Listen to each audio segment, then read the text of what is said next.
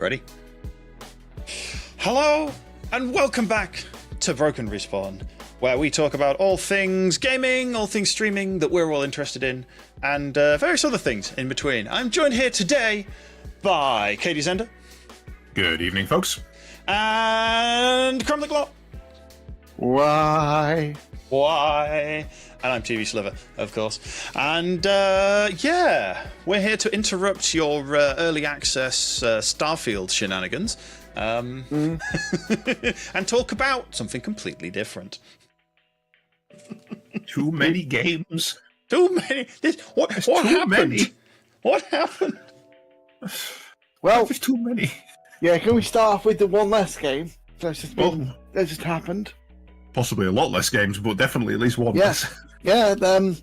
Yeah, as of 2 hours ago, Embrace Group has officially closed Volition Games, makers of Saints Row and other stuff. So, yeah. All you Saints Row fans, they... Sorry about that. Yep. Saints Row 6 is the last one. Is it 6? Oh, no, Saints Saints Row. Row, because it was rebooted. Badly. Okay. With Saints Row, they kind of went for the older generation, trying to make younger generation game. So, Yeah. it didn't go that well. Yeah. Yeah. I must admit, I've heard good things about the Saints Row games, and lots of people have told me reasons why I would enjoy playing them. Have never touched them. I have no idea. I've got a Saints Row game. I have Saints Row the Third and Saints Row 4 Re-elected, and I've got no playtime in either of them, and I honestly will never get around to playing them because the recommended trilogy is Saints Row the Third, Gat Out of Hell, and then Saints Row 4. That's essentially second reboot trilogy that features the Street Saint. So that's all I can recommend them for. So, If I was going to play any, 3 would be the one I'd play, because that's the one that everyone critically acclaims, essentially. Yeah. But yeah, it just seems. I think Sliver nailed it earlier when he said it's basically GTA with sex toys, and I'm not a big fan of a GTA, so it's sad to see a studio go under. Hopefully, it's just, as they said, it's a restructuring, not a removal. So hopefully, the staff is moving on to other projects within the company and not losing their jobs. But I can't say I've ever played a game by them, so I can't be sad about this one. yeah. No. What else? I mean, what else have they done? Is it just? Is that their main I think game? a Sniper Elite game. I don't know. I didn't really check, to be honest. I only live there. Because that was Deep Silver, wasn't it? Yes. No, Volition. Volition. Oh, actually, interestingly enough, Volition, according to this bit, I don't think Volition did Saints Row 4. Interesting. They did Saints Row from. Yeah, they did the. They're called they're called Deep Silver Volition. Yeah. They're also called Deep back Silver in 2013. Yeah. Volition was the Mars games as well. Essentially, they're not called Deep Silver. They work under Deep Silver, who work under Embracer.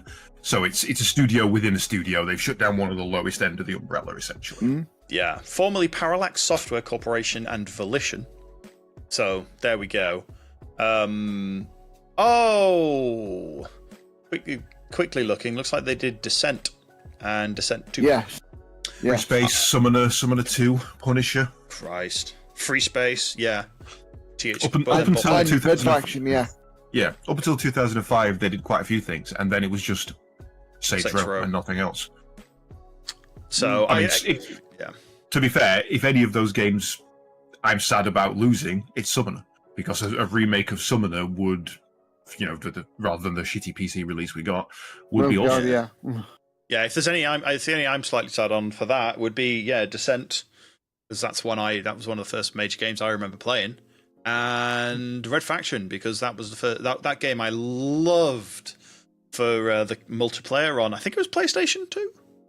I mean, Well, you when had was the last full- free space game? Like 98? Oh, sorry, it's Descent Free Space. Yes. Mhm. Oh, sorry, it's not just Descent. It's Descent Free Space. Oh, They've always been the same thing.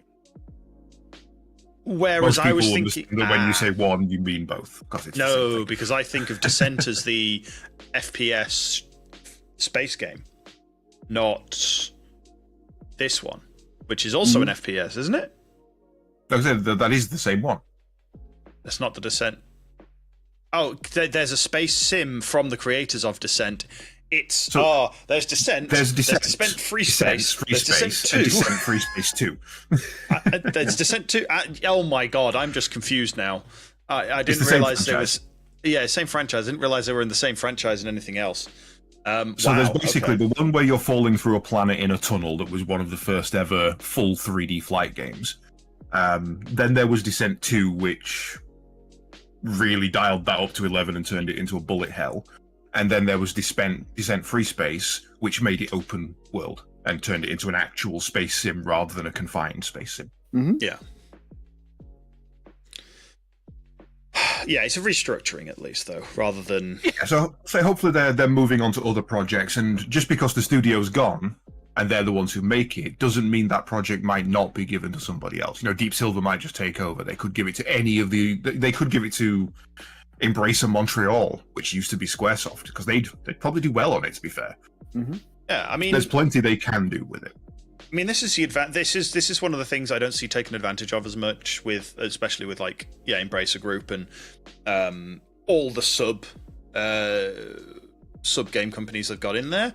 That obviously, because they're in a much bigger group, they can actually borrow talent from all the other bits if they're not treated as completely separate companies. There are advantages to that. There are disadvantages, definitely, because things will get taken out of their hands more likely. I mean, it could just be literally a book shuffle. If you've got everything on, if you've got, let's say you've got 4 studios under Deep Silver, and Embracer Group's looking at that and going, well, they made out of their predictions 75% of the profit margin, and we can assign all of that loss to Volition, because that's the one that didn't make any money because the game was rubbish. So if we take it as rather than each of those studios succeeding except Volition, if we restructure, all of a sudden the company's making 75% profit rather than a 25% loss. So it's just a book shuffle essentially. Change your name and look better on paper. Yeah, and well, I don't know of any things that they were meant to be bringing out. Like they finished the Saints Row re-release in last year, and I don't think they had any other that they were rumored to be bringing out. So I think it's just they've wrapped up Saints Row fixes, and it's time to move on. Yeah. Well, the plan was to have Saints Row, the new Saints Row, start off the franchise, and they were going to support it for 2 years. Unfortunately, it found that heavily on its face. All they could do is patch it up, release a DLC pack, and then put it to Steam.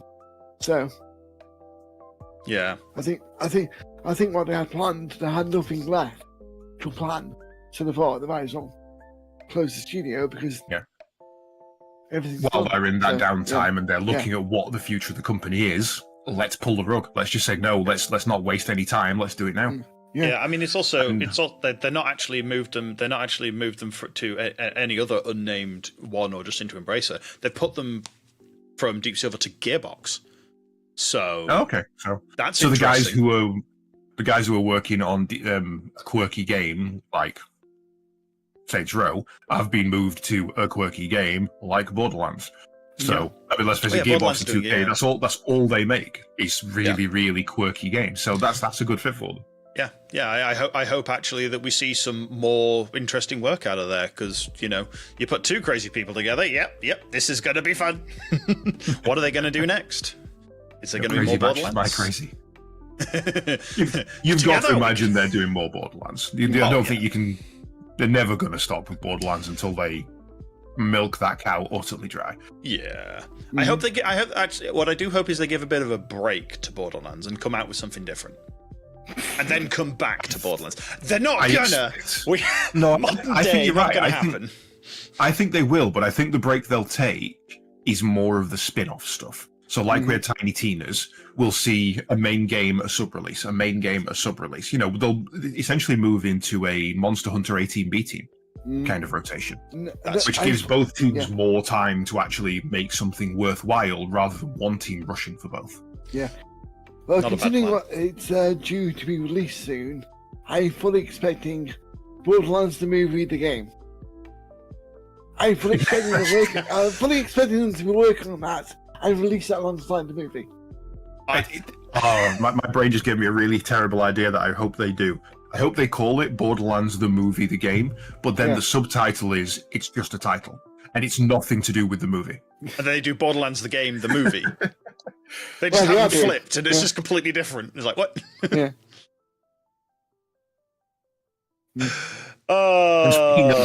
Speaking of studios going bye-bye, unfortunately, Mimimi is also gone.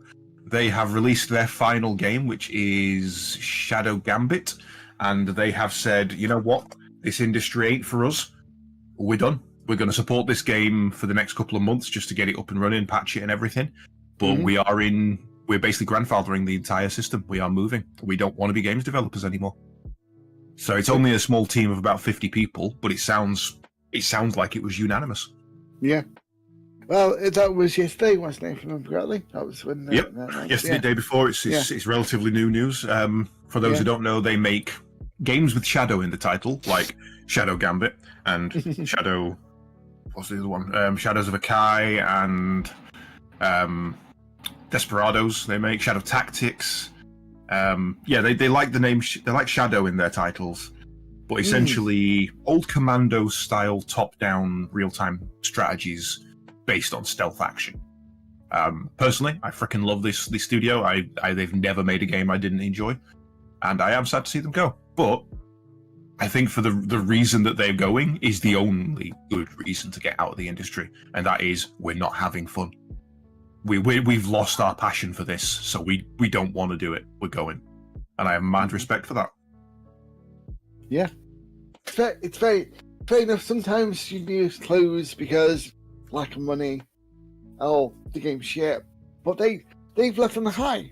The game is relatively received well, and they've gone, yeah, the game bird is out, released it. It's going to be supported. We're going to make sure it's supported, but that's it. I wonder if if this is a little bit of internal fuckery, and if it is, good on them. I think they've basically gone, yeah, we're releasing this game, we're going to take the profits, and then we're closing the studio suddenly so we can announce redundancy for everybody and give them a redundancy package using the profits from the game. Possibly, yeah. I think that's a very clever way of doing it, because that means they get to support their creators one final time without, pulling the rug out from under them and shafting them a little bit. And if that's true, good on them. Yeah. Yeah, they make... Every single game they've ever made has been a success. But you've got to moderate the level of success, because they are niche games. I mean, I own all of their games, except for this weird one with a monkey on the cover I've never heard of. No. The Last Tinker, City of Colours. It's £2. I might just buy it. I'm sorry, what? Hang on. I thought it was going to be Monkey Island, No. And, their games are always successful. They always make money. But they never make COD money, They never make Final Fantasy money. They sell well. But it's generally a long, initial surge and then a long protracted people buy that on sale kind of thing. Yeah. So I think they've been sensible. They've got out on a high note, like Kremlik says, and they'll always be remembered fondly because the game they've released is fun, quirky, and stylistic in its art choice enough that it will last a while. In 10 years, 20 years' time, people are still going to be able to go back and play it without thinking, wow, this is janky. Yeah. And they also went out on their own terms, unlike several other companies. Most of like any other company that's been bought out by EA. Yeah, right, true, yeah. EA stands for Early Annihilation. Or Expected Annihilation, at least. Expected Annihilation, yeah. Yeah. Just a favour on the news while we're talking about news. there's been an update on the Magic the Gathering cards that was stolen from Gamescom. Nice. They've returned. Returned or recovered? Returned apparently. Okay. Yeah. Following the fact that they found the cards and they were all returned. Like, Okay. and that was $300,000 worth of Magic the Gathering cards. Jeez. That was stolen from basically the show floor during the setup at Gamescom. So. Oh wow, I didn't hear about that one. Okay. Oh, sorry, not Gamescom. I got them mixed up. Was it Gamescom? 2 seconds. Reading. Cannot remember where they got stolen from. Sorry. A convention. Yeah, a convention. Yeah, okay. They literally walked in, pretended to be staff, took in a heavy load trolley, just loaded up a load of box, turned around and walked out. Yeah. It was the whole thing about, if you're wearing overalls or a high-vis jacket and carry a clipboard, you can do whatever you want. Yeah. They just did it. They just walked in, grabbed the stuff, said thank you very much, and walked out. Yeah. No one questions anything. Nope, they never do. They were taken for the Indiana Convention Center before ending up in New York. They were found in New York and then returned back to okay. Yeah. Do you know the only reason they were caught as well? They'd done everything right. They parked their van and everything off camera, off site and everything, so it wasn't on anything trackable. And the reason they were caught is as they were wheeling it out of the building, they turned, took off their sunglasses and waved at a camera. Yeah. That's why they were caught. Yeah. Dumbass. So it was Gen Con. That was it. It was Gen Con, right. Yeah, Gen Con. Yeah. I knew it was a major convention until I got the conventions mixed up. Yeah. Oh dear! You've got to love the ingenuity of stupid people. Mm-hmm. Yeah. There's a dichotomy of will there that's smart enough to know that this is a bad idea, but I'm stupid enough to do it anyway, and I'm arrogant enough that I can't not show off. Showboat. Yeah. Yeah. You never hear about the successful thieves because they definitely don't want anyone to know. I mean, you say that, but there's one guy still, I think he's dead now, but the great train robbery guy who he was the driver for it, and he fled to Germany, and they've refused to extradite him, and he got away with the whole thing. There's been documentaries and everything. I'm going to say Ronnie Pickering, but it's definitely not Ronnie Pickering. Yeah. Yeah. But yeah, so you do sometimes hear about the good ones. Yeah, that's true. That's true. Well, but normally long after when they're when people are going, hang on a minute, they managed to do what now? How many times have ex-hackers been hired by the CIA and stuff like that because you know what? We could just put you in the ground and never let anybody hear of you again, but your skill set's useful. We could use it. Would you like to go to jail, or would you like to get paid well for the rest of your life? Yeah, it's, what's the downside? You'll be working for us. Ooh, Yeah, what's the downside? The pay shit. Let's face it. Actually, I've heard some of the ones for that, and it's just like, ooh, that's a nice number. I ain't good enough for that shit. That's a nice number. But I mean, it would be different for me anyway, because it wouldn't be the CIA or anyone employing me. BMI 6. Oh dear. And I doubt they do that. There are actually a lot smarter people in the world than me for that sort of thing. But yes. It wasn't Ronnie Pickering. It was Ronnie Biggs. He was a getaway driver. It was a last-minute addition to the theft. Was the getaway driver? No, he wasn't the getaway driver. Sorry, he was one of the planners. The getaway driver was caught because he said he could drive a particular vehicle that they needed, and then he got there and couldn't, and that's one of the reasons they got caught. Ronnie Biggs was the one who got away with some of the money and fled the country, and was until his death large, essentially. Like that's one of the biggest successful the only successful train heist, to be fair, because it's such an easy, it's hard to rob a train and get away because, let's face it, we know where the train is. It's on those rails that's designed for trains. Yeah. I mean, at least escaping from it's kind of easy because you go at 90 degrees to it and you're going as fast as you can away from it anyway. It's more that the response know where the train was, and it's easy to then trace. True. But yeah, anyway, that's not gaming news. That's 1970s news. We don't need to talk about that. Now, what was happening in the gaming world in 1970s? Computers hadn't been existing. Oh, actually, no, they were. Tetris, I think, is Is it Tetris? Yeah. Is it 72. Yeah, game releases in 1970. Sorry, video. I need to put video game because that's stuff like Game of the Generals, Masterpiece, Match Wits, Panzerblitz. I'm intrigued. Panzerblitz was fun. Old tank. It's actually it's actually a tactical scale board game. Okay. Yeah. I saw the picture of it. I was like, oh yeah. My dad had a crap ton of board games. We had a Buccaneers, a Panzerblitz.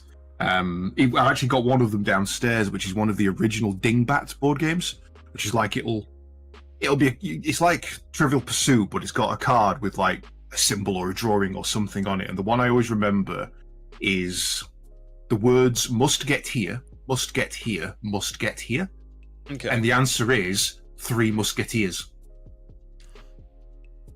Which, if that doesn't explain where my humour comes from, then I don't know what does. Yeah, there's like the word think over in the left-hand corner next to a square, and it's think outside the box.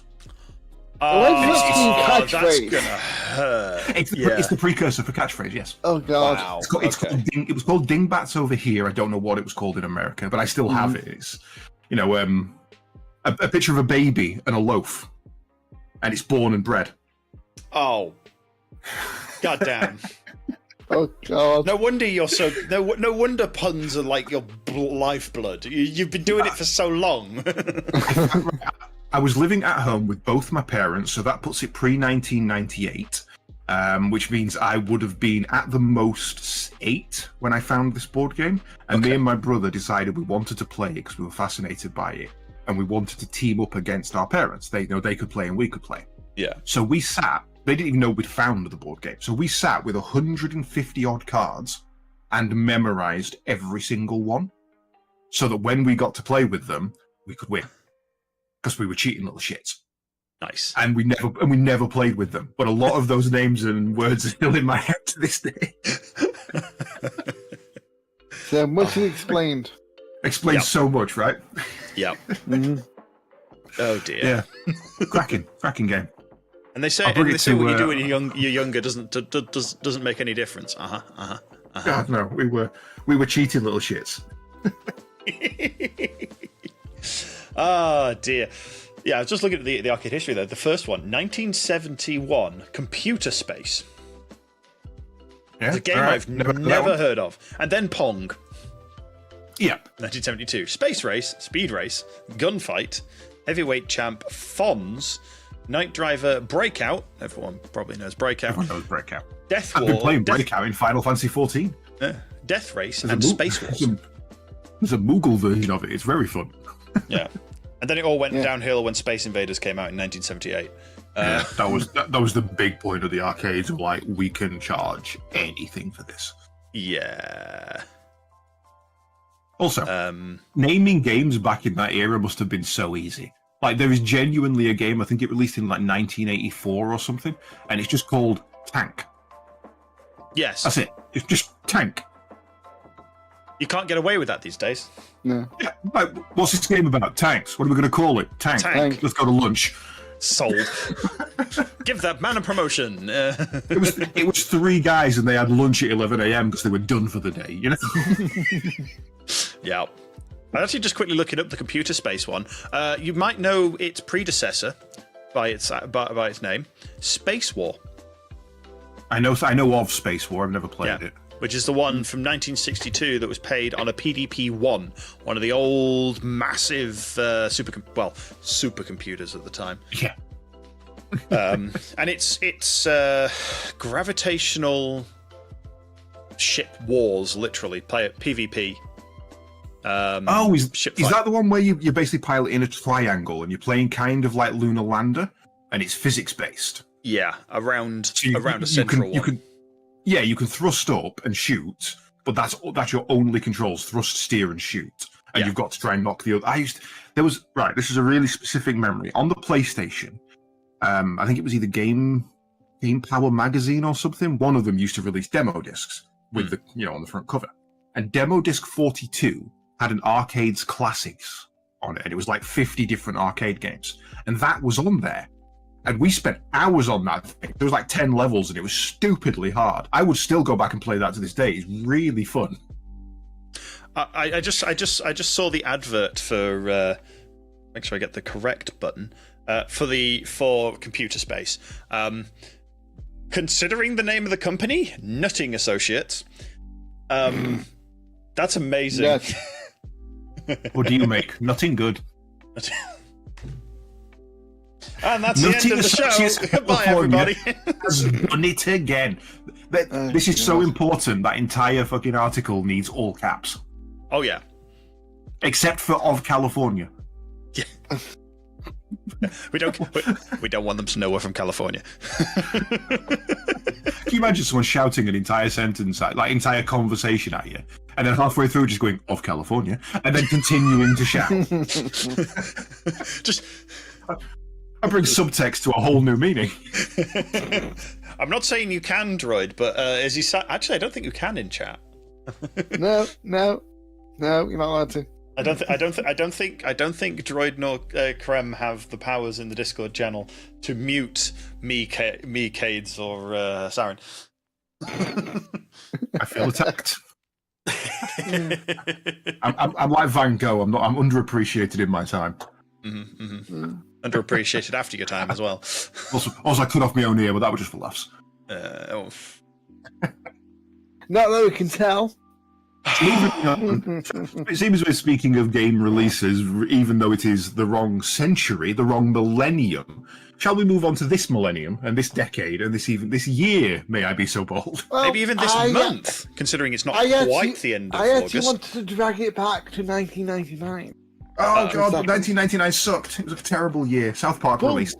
But Warframe is going to have a 1999 era game. Well, I should say storyline. Oh, okay. I was going to say game. So, Isn't that yes. Soulframe? But yeah, no. Basically, TennoCon happened, and yes, I'd like to talk about it. Yeah, go ahead. I don't actually know this one. Essentially, what's about the process?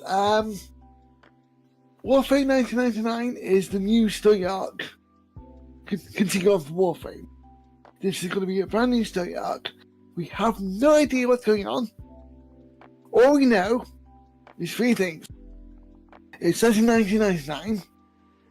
The main character looks a lot like an ex Prime. And the covering track for the actual gameplay video, which you can't see, is for 9 Inch Nails. Those are the three things that we know about it. It looks fucking awesome. I wish I could show it, but yes, that's next year. I'm just looking at the picture for it, and yes, you're right. It does look like an Excalibur Prime, like the original proto suit for it. It's got the armor and webbing, and the guy's got like an AK or something. It looks very much like COD armor, COD Modern Warfare or something like that. But my first thought is, remember the conversation we had not 3 days ago about how Dark Sector isn't technically part of Warframe? It's totally part of Warframe. It's totally part of Warframe, yeah. I really wish.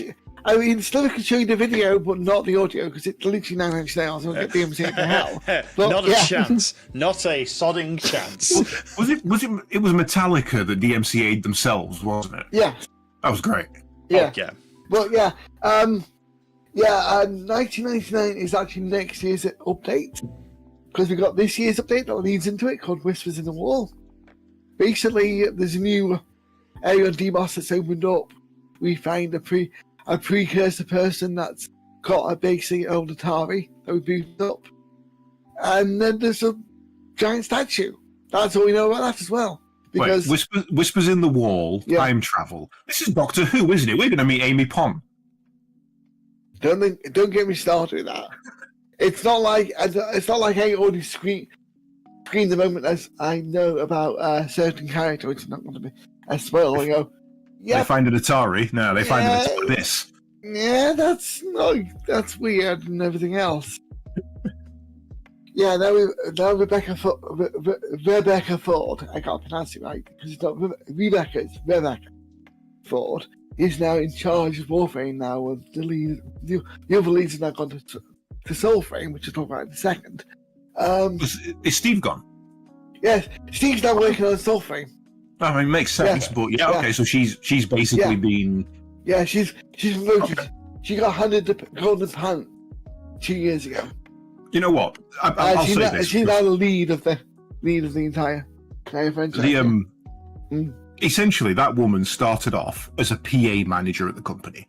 They needed somebody to jump on a live stream quick to be a host because the person they wanted to do it basically had a panic attack and fled the building. So she jumped on and read the questions of the first live stream. And very, very quickly, that became her role. You know, she was the live stream coordinator.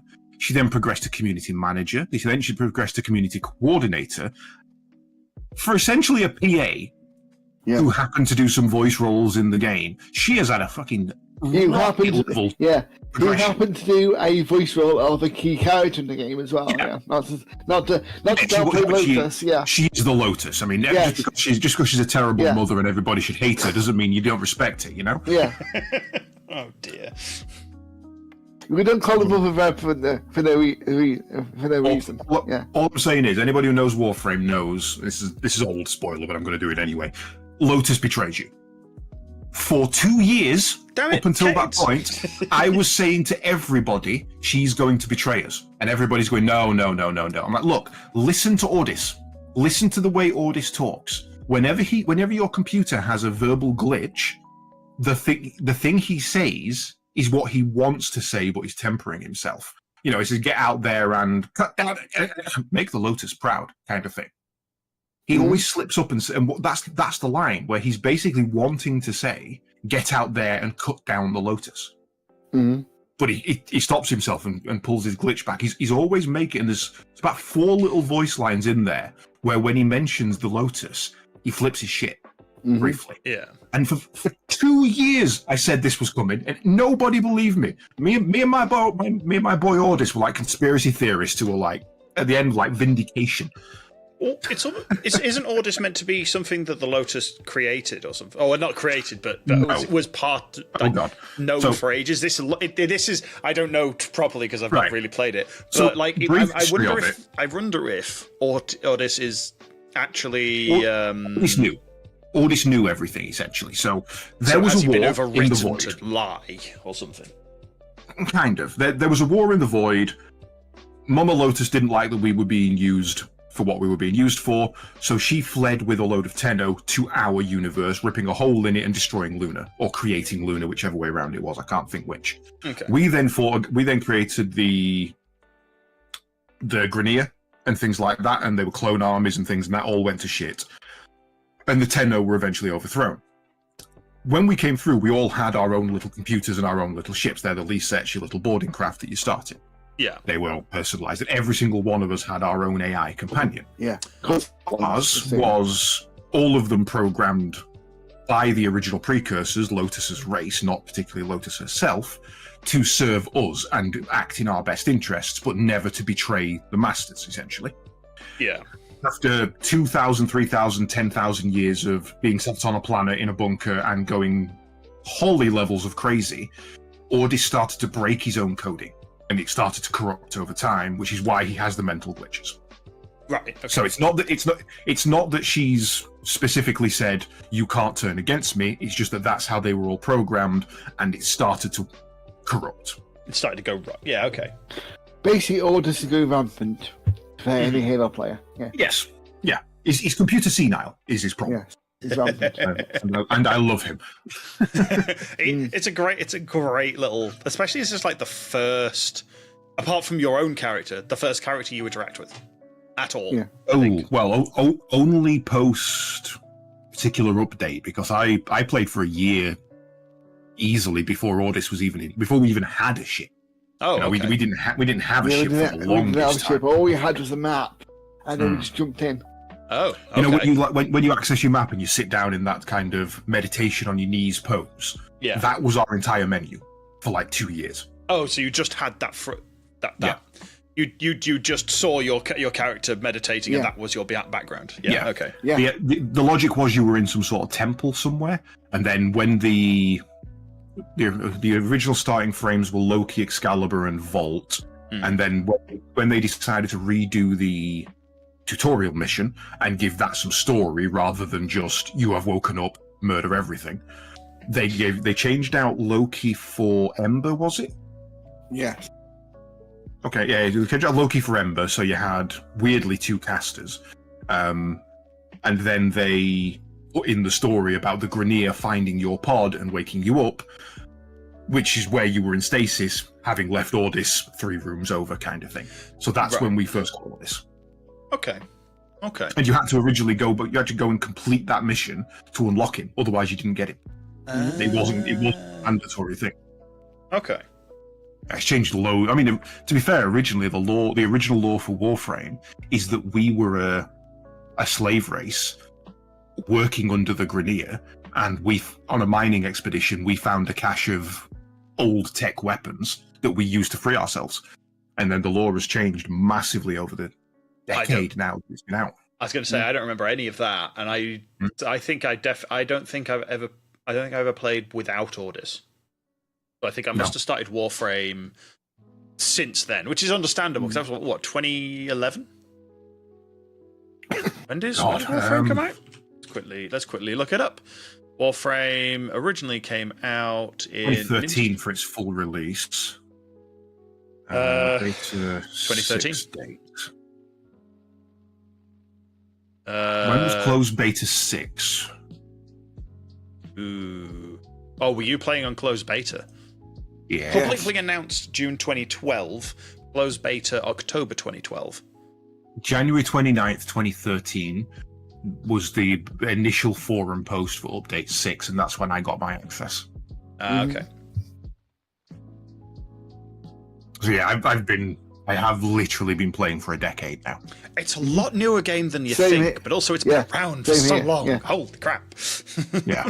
There's a lot of games that you think about, wait, it's been 10 years now, because, I mean, for instance, Warframe's now 10. Final Fantasy 14 has now been 10 years since I was born. That's now it was only yesterday I bought Guild Wars Eye of the North and played with my friends. It was only 2 years ago, right? And Guild Wars 2 is now 10 years as well, so it's like, Bear in mind, Warcraft is coming up to its 20th anniversary. Oh Christ! Yeah. It was November the 6th, 2004 that game released. I was also going to mention that after 10 years, all 3 of those games have also finished a major plotline. Yep. All 3 of those games will now have a new plotline, which is make it very interesting. Hence the reason why I'm really excited for 1999 because I have no idea what's going to happen. Yeah. It's a brand new story. It's like, oh. I did have a very strange age check yesterday. I was watching, Wired do those interviews on YouTube where it's top Google searches. Oh, yeah. And they had the cast of Critical Role on there, minus Ashley Johnson, who couldn't do it for contractual obligation reasons because she was busy. Yeah. And one of the things was when it got to Sam Riegel's, the question was, who has Sam Riegel voiced? And obviously he was going through different things. And one of the ones he said was, I actually voiced Donatello on Teenage Mutant Ninja Turtles when you were all kids. And I'm like, really? I don't remember Donnie sounding like that. And then I realized he meant the one in 2000, not the one in 1990. That's painful. The ones that they consider to be the old one is a generation after the ones I watched. Mm-hmm. Yep. That made me feel really old. It's like, oh no. Oh my god. Oh, Futurama. What's this new Futurama show? Shut up. Shut up.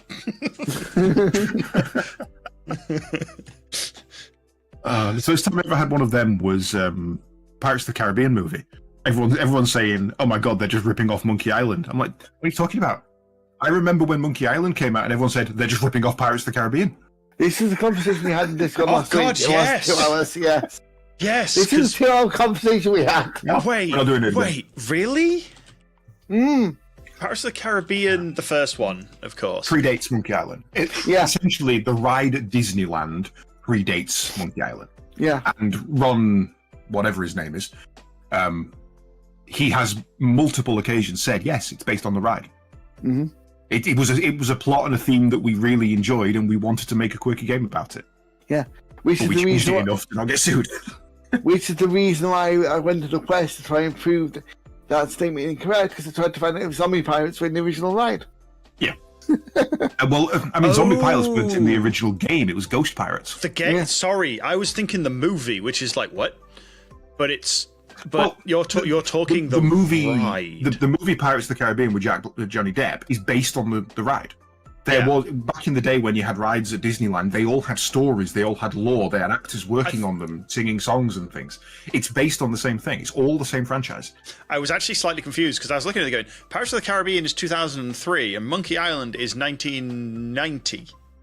Yeah. Secrets of Monkey Island on the Amiga. But then you look at it and it's 1967 for the ride at Disneyland. It's like, Everything's wow. come full circle. It had been around decades before Monkey Island was even thought of. Yeah. That's insane. It's awesome. Yeah.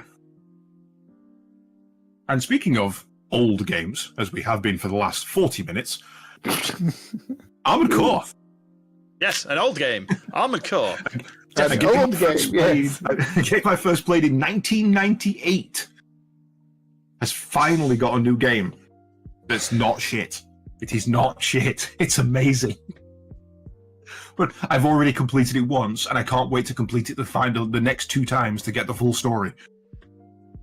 Mm-hmm. Yeah. And it's not like everything we wanted. Yeah. It's not like Caedes has also been taking the fact that it's got massive amounts of customization to the literal extreme. Look, right, if you give me that much options and that much choice, don't blame me for spending an hour just designing a logo, because I'm basically borderline ADHD. This is not my fault. You can't point a man at a palette and go, "Don't paint," you know. It's not like he made the Scooty Puff Senior. Well, I was going to make Scooty Puff Junior, but Scooty Puff Junior sucks. For reference for viewers, that's Scooty Puff Senior. I'll use the correct arm to point at it. With the cannons and everything else. No, not with the cannons, because to be fair, that's the wrong thing. I should have put a laser rifle on the front and a Gatling gun on the top, which I could have done. True. But I wanted to make the build viable. What I'm really impressed with is that I put Fry on it. I've even given him his ginger hair. I hadn't actually noticed that, but well done, actually. Because I've seen all sorts of utterly insane builds. Like I've seen one where they've made Homer Simpson. Yes, the Homer Simpson one is amazing. It's really good. Disturbing. Someone's built the GameCube. They've literally built a GameCube. The GameCube's in there. Oh God! In Google Armored Core GameCube, it's there. It looks really good. Oh yeah, no, I can think. And then they also gave people the logo designer that is so flexible that you can't spot the difference apart from the color, and that's it. The color is because it's the newer generation logo. The one with the grey is the older Gen 3, whereas the one with the blue is the newer Gen 4 and 5. Yeah. So that's actually still accurate. That's that was insane. made by Reed. Member of our community. As somebody who is sat looking at that, I can see 2 errors, and I have scrutinized that massive. I'm not going to tell you where they are because that's not fair on Reed to pick out 2 minor points like that. It ain't fair. No. I'm not going to tell you where they are, but there are 2 errors that you will need to spend a good 10 minutes looking for. That's how good that editor is. It's 128 layers, and it's got 4 different fonts, both with uppercase and lowercase, as well as symbols and shapes and even animals and like tattoo-looking sprites and things. You can do anything with it. Yeah, it's. I mean, that Scooty Puff Junior, the logo that I made for it, it's not accurate. It's as best as I was willing to do on stream, essentially. But that is, I think that was 105 layers used to make that, of just because the entire body is just circles stretched, and then another one behind it slightly larger, to make the black stroke outline. Yeah. And then just color matching and overlapping and making sure the order's right. And yeah, you lost an hour on stream to that. It was literally an hour that I spent. I went, I'll go in and throw something together quick, and then thought, oh no, I can make Scooty Puff, and then just lost an hour. Yeah. And my favorite thing about it is not just in PvP, but throughout the entire game. The GameCube, the Zenogre, my Zoot from Gundam. I've got Diamond Weapon from Final Fantasy VII. I've got Scooty Puff Senior from Futurama. I've built something I call the SDF Defender, which isn't a remake, it's just a kind of a nod to the old Macross Robotech series. All of them are perfectly viable. You can use these in-game, they will work, they will win.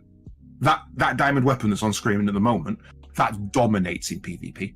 Those two shotguns will shred. I beat the last boss in 6 hits with those shotguns. The first last boss. There's my particular story's last boss. I think I used 1 out of my 3 repair kits because they're so viable if you know how to use them. There's not all these comic builds you see online of the GameCube and Homer Simpson. You can come up against them in PvP and lose to them because they're viable builds. They're not just for laughs. Yeah. Like the diamond weapon, heavy armored. It's slow as shit. I ain't dodging, but I will tank your shots and I will take you down. Yeah, you come up to do some damage, and I'm taking you're getting 2 large amounts of shotgun to the face. Yeah, that thing has double the health of most mechs I come against in PvP. The tank has even more. The red tank, that was my staple build through 90% of the campaign. Yeah, that was absolutely wrecking things. The tactic of drive towards them with machine guns firing works. Who would have thought? This is a DPS race, and I'm sorry, mate, but you're all out of HP. Yeah. Yeah, I'm tempted to give it a go. I haven't done it yet, but I reckon I can build Johnny 5. Oh, that would be kind of cool to see. Has someone done Wally yet? Oh, probably, yeah. The Johnny 5 legs are pretty much the ones you would use for Wally. Yeah. Because I mean, you want Wally, but you want to be able to I don't know if they got the actuation. Open the chest and out comes a cannon. It's just like goodbye. No, unfortunately not.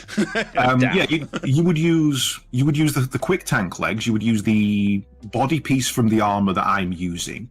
There's a hammerhead head, which is probably the closest you're gonna get. You'd have to use the original, probably just the basic arms you get on your starter mech. There you go. You've got Wally. You're done. Yeah. I can do that in my head. I don't even need to load the game. It's not like you've got how many hours in it already? Not a lot, actually. Let's have a look. Okay, so let's say 5 hours of PvP and a good maybe 4 or 5 hours of being stuck on a single boss because holy crap, that thing kicked my ass. I've got 36 hours, so it probably took me about 25 hours to stroll through the first campaign. New Game Plus unlocks additional in-mission content as well as additional missions, and there's also a New Game Plus Plus. So okay. you've got a 50-hour game there for the price, which is about just, right for if you just do the game. story.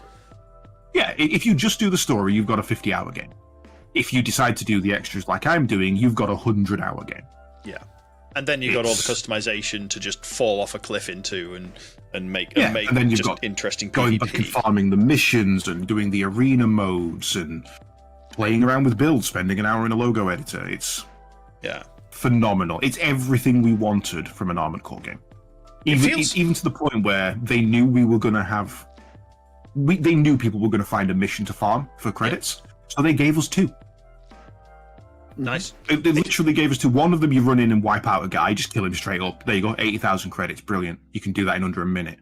Or if you don't fancy repeating that over and over again, there's a long run mission that takes me 3 minutes and gets you 170k. Nice. They've given us choices. So there is actually a lot of end game to this. Like they've got an end game grind to this game then. Not so much end game grind. The grind is throughout the game of earning enough to get all of the equipment. Okay. But you can sell your equipment at 100% value. So if you want something, you can sell what you don't use, buy it, didn't work, sell it back, you've lost nothing. Okay. You never lose money kind of thing. That's a nicer way. But to do it. essentially, throughout the story, there's technically 4 factions. I won't go into any more detail than that. You get choices of who you side with at different points. You're fighting them all. You're a mercenary. You're getting hired. Yeah. So you do go against them all. In the first run, you kind of railroaded into one of 2 endings. In the second run, you get the chance to go, actually, no, I'd rather lean more heavily into that or go further away from it.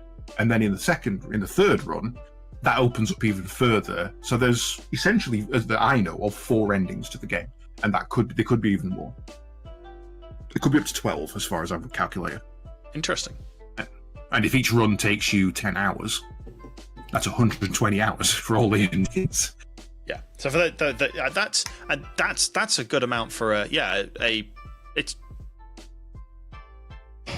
for what is basically a single. That's just a single player side. The PvP side is obviously the usual PvP. Like, is there anything major on it apart from just like having a bigger score, and there's no like benefit? Oh no, there's no rewards from PvP. It's just bragging rights. Right. Yeah, it's me and my mate play 1v1 quite a lot, and he's a far better player than I am. The only time I ever win him is when I'm cheating with tank legs. But yeah, we have so much fun. And I build silly stuff to annoy him. Like, I've got one, the SDF Defender. It flies into the air, it clicks hover, and then it just drops missiles on you. It never lands. So you can come up and you can hit me by all means, but your thrusters are going to run out 4, 5, 6 times before mine do once. Yeah. I am going to stay up here and I'm going to harass you with missiles. You are going down eventually. Mm-hmm. You've just got to try and get to me first. Yeah. You just got to hope they haven't got something long range and high damage. Well, no, if they use long range, I'm at such a long range that usually the weapons, even the lasers, have travel times. I just need to drift lazily to the left and I'm out of the way of it. So okay. they've got to use their thrusters to get close to it to even start damaging it. I mean, he has beaten. I think out of the 5 games we played, he beat me once. Yeah. But it is beatable, for sure. But that's my point. Everything is viable. Even my joke builds, the one I've called Hot Wheels, which is just the fastest tank tracks, the lightest armor, and 2 flamethrowers. It works. You can beat things with it. Yeah, because you're moving so fast, your basic defense is not getting hit. Yeah, speed equals armor. Yeah. And you have reload. I don't. Yeah. But yeah, it's if you're into your mecha games, the story's interesting, the characters are fun, the mechs are satisfying, the combat is interesting, there's enough scope to do whatever you want with, and if you're really, really a nutcase, Wasted's been playing it on his Hossas setup and on stick and stick. Yes. So he's been playing it in a full Gundam mech setup and winning. Like, they've even made the controls that responsive that flight sticks are viable. Yeah, I mean that's impressive that they've gone that far, and Wasted does have a very nice setup, but that Too nice. I hate him for it. I'd love to.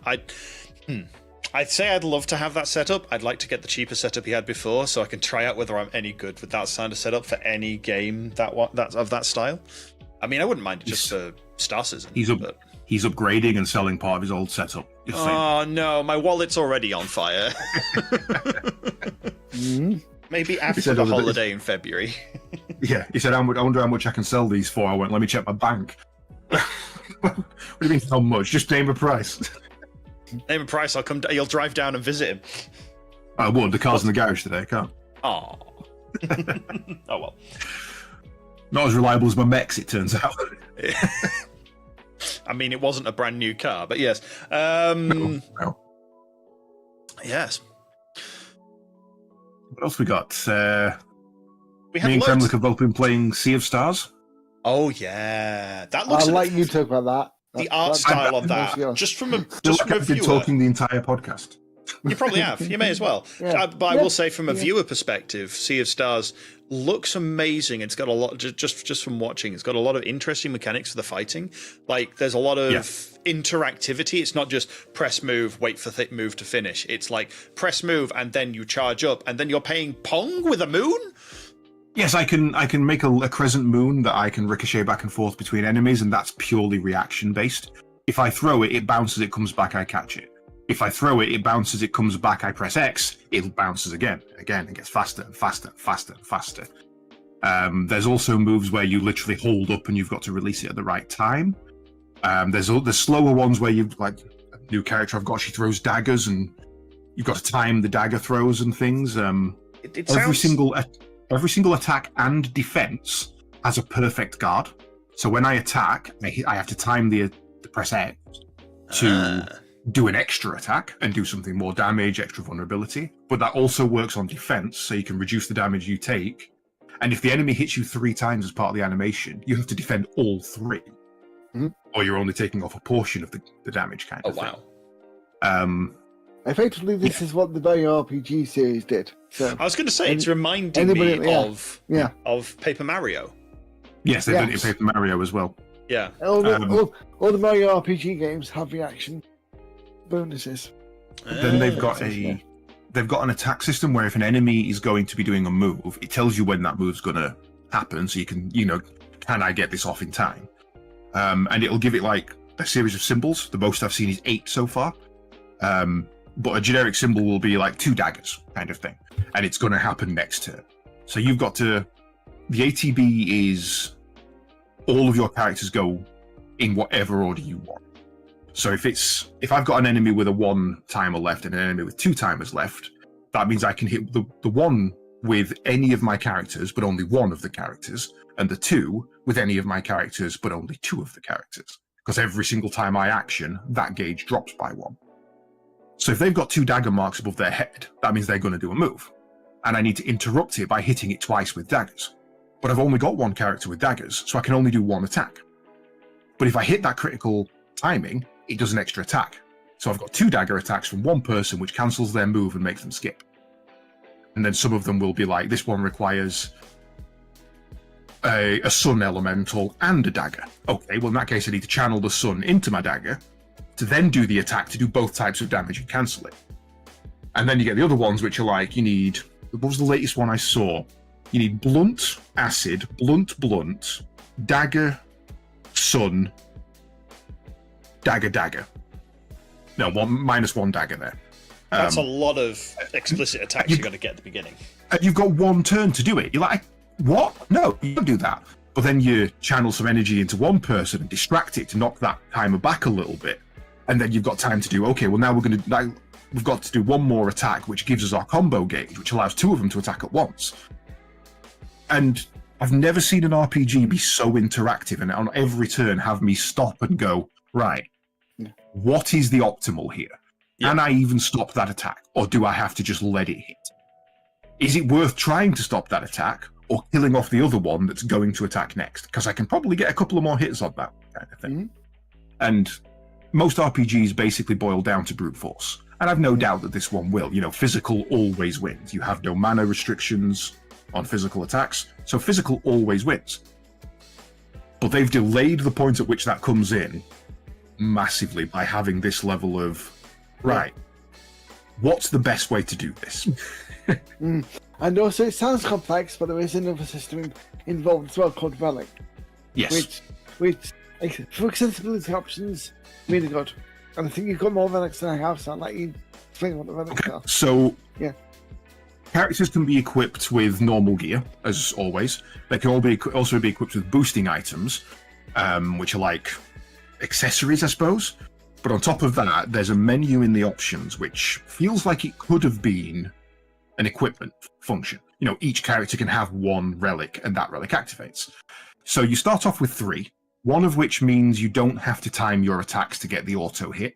Nice. But it does less damage for getting the auto hit. I tried that. I've recently turned it off because I found myself timing the hit even though I didn't need to. So I turned it off. One of them is cosmetic only. It makes the indicator that you've got the perfect timing more visible, which I've got that on because I want to know I'm definitely getting it. And the other one is I think it just flat reduces defense, increases defense, so you just take less damage. And you can just turn these on and off at will in the menu. You buy them in game. They're actual items in game, part of the lore. And I've just got one that reduces all costs in shops by 10% kind of thing. And there's also one at the start of the game where it doubles the health and also refills the health at the end of every combat. That's the one. Yes. It speeds the game up a lot, but then then deducts from the cooking system of the game. Which is Yeah. a shame, but yeah. So a lot of them will make it. Some of them will make it harder in one area, i.e., you're doing less damage, but easier in another because you're not having to time your attacks. Mm-hmm. So, and again, the defensive one, it reduces all damage taken by 10%, but a perfectly timed defense reduces it by 15. So yes, you're taking less damage overall, but you're not having to worry about the timing. And you just go to shops and buy these things, and you're like, okay, so I'm going to see what this is and buy it, and if I even want to, I'm buying them all because, why wouldn't you? But I'm not keeping them active. But if I ever want to, I can just turn them on. And especially for like a second playthrough, or if you just want to play the story, just turn all that shit on. Have easy mode. Go for it. Yeah, and I like that currently because we had similar systems in Final Fantasy 16 recently. Yeah. And that made the game so less. Even though it would have preferred them to be a main system, in Sea of Stars, it made the game so much less stressful because you're there not trying to bash head against the wall. You just turn all these on and you can beat for a boss if you want to. The good thing about it is, 16 does it, as you say, but not as good because it takes up an equipment slot. So the cost there is, yes, for example, you can have it so that all of your combos are automatic on one button. You just keep spamming the attack button and it does all of your combos for you. Nice. The downside there is A, it's never going to be the optimal combo, it's just random or set. And B, you're losing an equipment slot for it. So you're losing out on that 10% damage buff or that 10% speed increase. So you are costing yourself something, whereas in Sea of Stars, there's just a list you turn on and off, and some of them have a downside, some of them don't. But the reason I prefer that version is, well, twofold.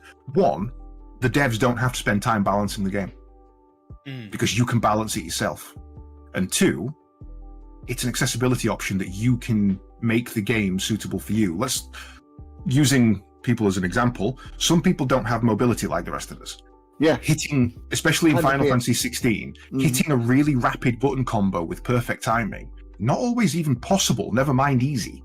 Yeah. Oh yeah, that's what made you play with 16. The rapid. That was, unfortunately, that's not an accessibility option in the game. I wish it was, but yeah. Well, there's the ring for it that makes the one-hit combo kind of thing, but that allows the player to themselves go, well, actually, I want this. This would make this more enjoyable for me. It's not forced on everybody else, but for me, it works. Yeah. And you can. The scope of it in Sea of Stars means that you can tailor that game to exactly your requirement, and I love that. And it reminds me of like the story mode in Hades, for example, where basically you're invincible. You can beat everything up and get through it and play the story because they want you to get through that. And that a lot of these ones, like they're not trying to be the next FromSoft game. They're trying to be something that you they understand playing. that some people don't care about being the fastest and the best. They're here for the narrative. Yeah. And they let you choose. Hades is an example. I went the other way. I went to my first playthrough of Hades, my only playthrough of Hades, is on the hardest difficulty on Hell mode. So every time I beat that game, if I want rewards, I've got to increase my difficulty. And once I've beaten the game at that difficulty, I cannot reduce it. Yeah. I can, once I've made it harder, I can never make it easier. So I've gone completely the other way. But I wouldn't expect Sliver to play it like that. He doesn't play those kind of games as much as I do. Wouldn't expect Kremlik to do that. He has mobility issues. I wouldn't want to force that on anybody. Having the option is really nice. Yeah.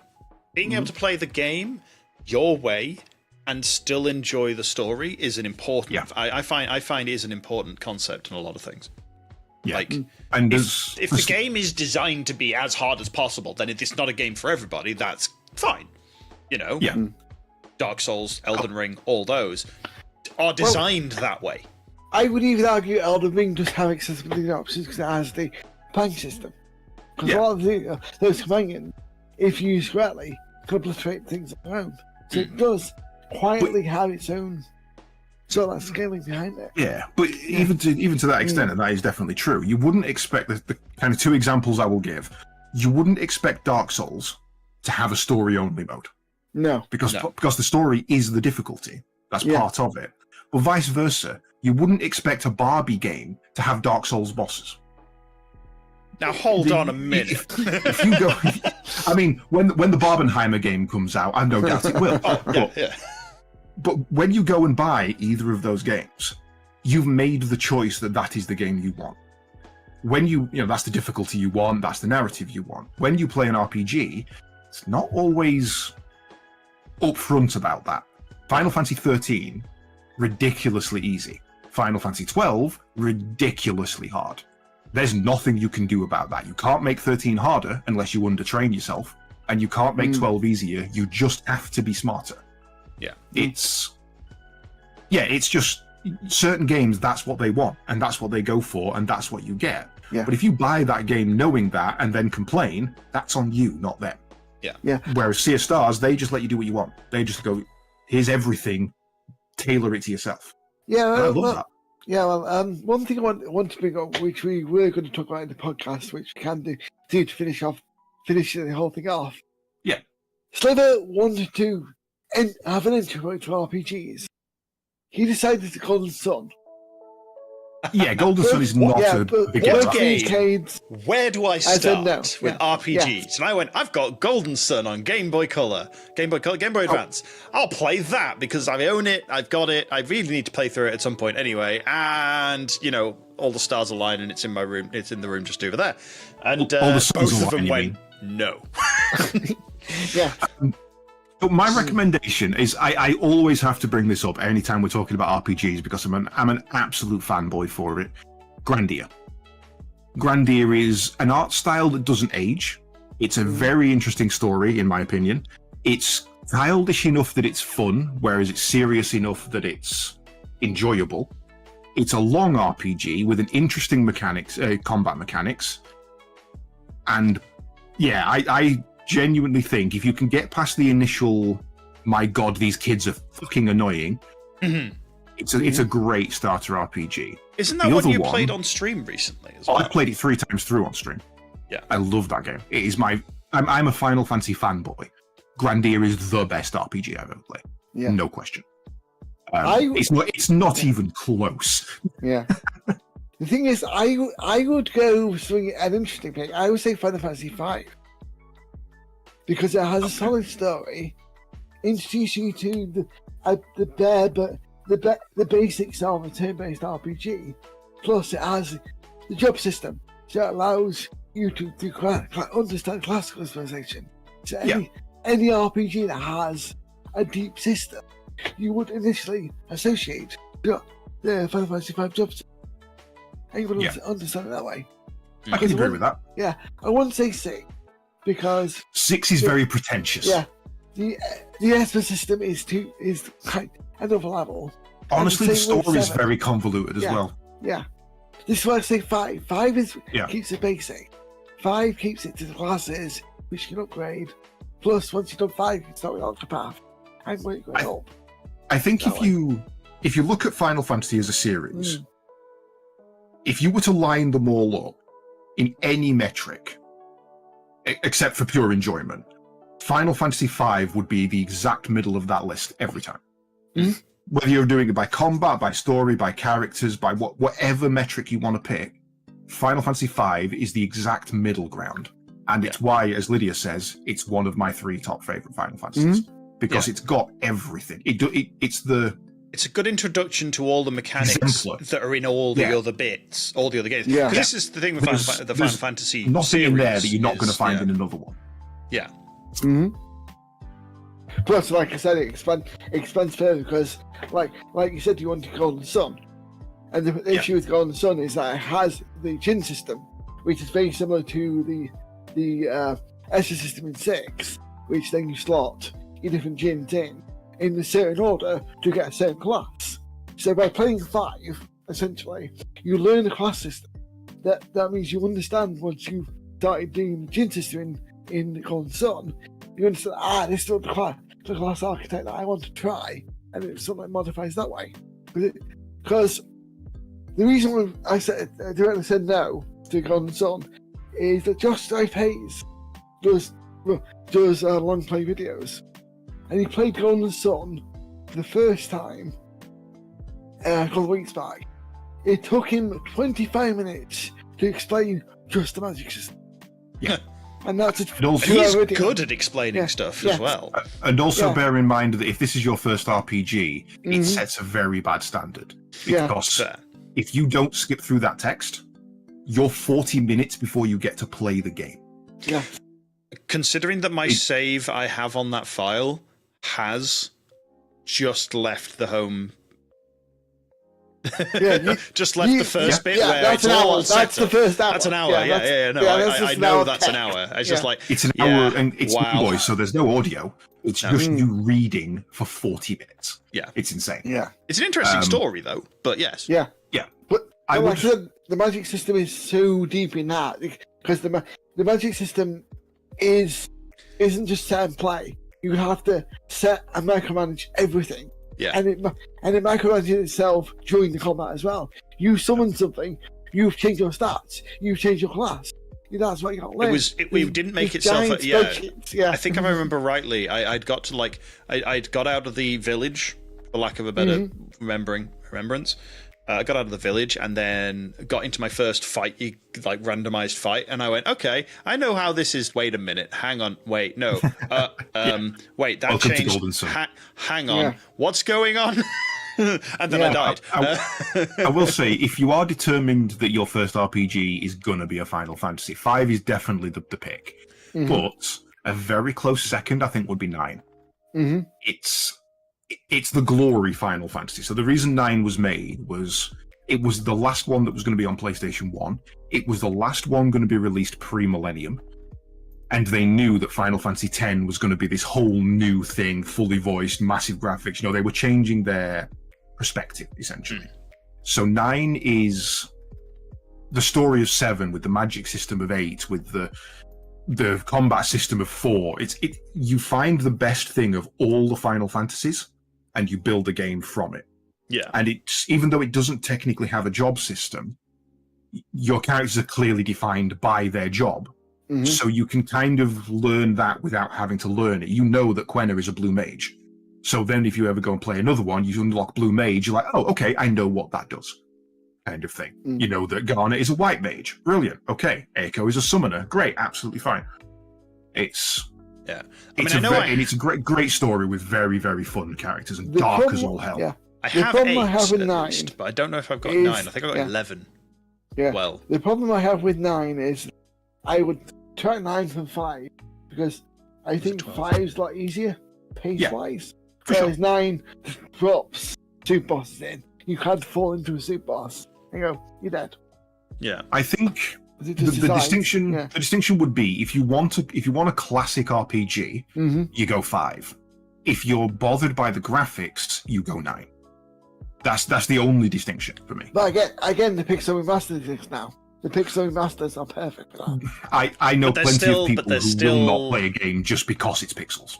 Yeah, because it's a 2D top-down design. It's not something that offends me in this because it's all about the story. But again, I'm not explicitly going for Final Fantasy or anything like that. I was looking at Sea of Stars, and the only reason I've not gone Sea of Stars, it's on my wish list because it looks amazing. And after seeing Caedes play it, I'm even more tempted. But it's not one I'd recommend. I'm going to guess you're going to say you don't recommend it as a first or an introduction or anything in your first couple. I do. I don't recommend it as my first one for one very, very, very simple reason. It's not descriptive of the rest of the genre. It's so far out to one side doing one specific thing. It's being the tropey game, essentially. It's got puns, it takes the piss out of itself. It does everything well, but it's not central. It's like very left wing as a game. Yeah. It doesn't, if you go in and think that that's the standard, you're then going to be disappointed by other games. Whereas if you go in and play Final Fantasy V, Breath of Fire 4, Final Fantasy 9, even to an extent, even some of the old Mana games, though they're more Zelda-like in some cases, because they're a action-based combat. Yeah. Dragon Quest as well. Dragon Quest, another good starting one. I've not played 2 of those myself yet, but I would highly recommend those. Persona, no, don't pick up Persona. No, unless you want 4 hours of just text followed by a brief combat section of the tutorial, followed by another 3 hours of usual just wandering around Tokyo going, what the fuck are we doing? It's not even that for me. Yeah. It's the fact that everything's such a bad translation that even when something's explained at the end of it, you're like, what? Yeah. Yeah. Sorry, I'm very confused. I have to go Grandia. I have to say Grandia is my. That's my. If you're gonna go for it, it combines everything. It's got the story. It's got an interesting combat. It's got very good characters, both annoying and fabulous. It does enough clash swapping to teach the basics for other games, and at the end of it, you'll be glad to see the story end. Because you know it's resolved, not because you wanted it to end, but because now it's over and you can breathe. It wrapped itself up. It wraps itself up nicely after being an epic story. Yeah, no, that's the other thing. There's too few RPGs actually do that, in my opinion. Like the end of Final Fantasy IX is another good one where at the end of it you can take a breath and you can sit back. Final Fantasy VII doesn't have that. Final Fantasy VII has a cliffhanger. Final Fantasy VIII has confusion. You know, you don't even know what's happening. Final Fantasy XII. I honestly didn't care. I enjoyed it, but at the end of it, I was like, "Brilliant, that's done," and I walked away and didn't think about it again. Yeah, like reading a good book. Ten literally has a sequel to it, so yeah. Yeah, I'm going to say like two sequels. As I say, like reading a good book, you don't want to slow down because you want to see what happens next, but you can feel there's like 12 pages left, and you you know it's going to end well, and you're like, I don't want it to end. It's such a good story. It's a game with. Grandia and 9 are games with just one more chapter mentality. Yeah. Every time you put that down, you'll be thinking, right, I've got to get this ready. I've got to do this. I wonder what's going to happen to such and such. Is this going to get resolved? Is that going to get... When's this person... You know, you're constantly thinking about it when not playing it. And that's what makes a great RPG. Right now, I'm itching to go and play. I want to go and play Sea of Stars right now. And I don't blame you. That's what makes a great RPG. Regardless of the fact that the sprite animation is amazing, the backgrounds are phenomenal, the level design is grandiose and very confusing and very cleverly made.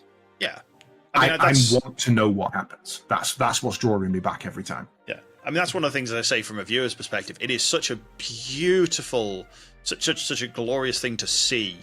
And see all the bits working. It is glorious to watch, glorious to play, obviously, and the story is impressive. Yeah, before you joined in, after you raided me last night, there was something I said on stream that I have never been able to say before in any RPG ever. I explored a town for 30 minutes. And I went into a town, stuff to do, and it wasn't here's your shop, here's your inn, here's your you got a magic shop, an equipment shop, an item shop, and an inn. Yeah. 2 houses with NPCs that don't have relevant text. Move on. Yeah. I spent 30 minutes exploring a town. I have never, in 35 years of playing RPGs, I have never done that before. That's impressive. And I'm not convinced I found it all. Yeah. Being as big as you can, was it the one with the port? Yes, it was pretty. Yeah. Yes. I was the same. The thing that, I went looking for everything. Yeah, the thing that impressed me the most about it, and I highly recommend you do this, go and play the demo. Because when you get to the part in the demo, it's not the same. I thought I had the demo for it, and I thought it went away. Well, it's still active, you can still play it. Or you could as of yesterday. I did the demo, and it's that town, essentially. And going and doing one dungeon afterwards. The dungeon was identical. But when I played through it, I was like, oh, I remember this bit. Wait, this didn't happen. Wait, what? No, that's wrong. And they'd mashed together different parts of the demo and cut bits out to keep story away from you. And they were so clever about it, they even fooled me with the demo. And I love that. It's brilliant. I think I must have downloaded the demo and they must have got rid of it just before, like they must have pulled it to redo something. Because I'm fairly sure I had it downloaded. I don't have it downloaded at the moment. I might have to give the demo a go then. But yeah, no, I'll. It's more looking through as well, and I was just seeing which things were available elsewhere. Like, I mean, the demo is still available on Steam, so you can just go and play the demo for free right now. And as Kremlik said, if you've got Game Pass, the game is free. It's on Game Pass. Wait, Sea of Stars is on Game Pass? Yeah. Oh yeah. I preloaded it on Game Pass. I played the demo. I deleted it from Game Pass and bought it on Steam. Yeah. Fair. That's how much the demo drew me in, because I was like, this company deserves money. I haven't spent much time on it, but I've also spent time in Chained Echoes as well. That's another RPG. You mentioned this to me, and I didn't look it up. And yeah, it's interesting. I haven't spent a lot of time in it because again, I specifically bought the Game Pass to preload Starfield, and then Sea of Stars just happened to be on Game Pass a day later. So that's the bonus of Game Pass. You will buy, you'll spend a tenner to play one thing and come away with 6. Yeah, I mean, I've got so many games loaded on it that even if I keep paying for Ultimate as I do, for no real reason at the moment, to be brutally honest, I still have paid less than all the games I've played off Game Pass. Yeah. And it's okay. Just I'm looking at Chained Echoes. Would you it recommend seems like that a one more as a first? Because it seems like a more classic Mana overworld with it's not quite Final Fantasy. It's Final Fantasy Combat with Super Robot Wars level of what the fuck. Yeah. Like, that woman just dived into the sky and Nova beamed somebody for some reason. I don't know what they did, but clearly it also has mechs as well. Yeah, there's some mechs flying. I'm sure I have seen this, and I think it's probably even on my wish list. Yeah. No, it's not. I will briefly talk about the combat system. One of the unique things about it is that if you look at the top left, Caedes, you see in the combat a bar. Every action you do changes that bar. So you position on the bar. So it's a group action bar. Yeah. So essentially you have to keep it in the green because the green gives you not only double attack damage, but also halves your damage intake. Okay, However, so you're trying to move around and get to the position where when you attack, you're in the green bar. Okay. Yes. However, like if you hit red, you don't only do half damage and take double damage. Yeah. But every ability that you do moves your skill in a certain way. The thing that makes it really tricky is it's not set what skill does what. Right, okay, so you're kind of predicting from a range. Yeah. It's all based on how you perceive your skills in that turn. The only guarantee is defending lowers the action game.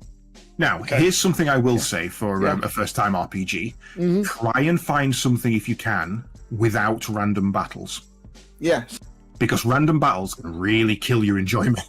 Oh, yeah, I get you. Yeah, random encounters. Like, I mean, Sea of Stars, you see the enemy, you run at the enemy, you attack it, you get into combat. Yeah, Final Fantasy V, you just get a swirly screen and now you're in a fight. Mm-hmm. Yeah.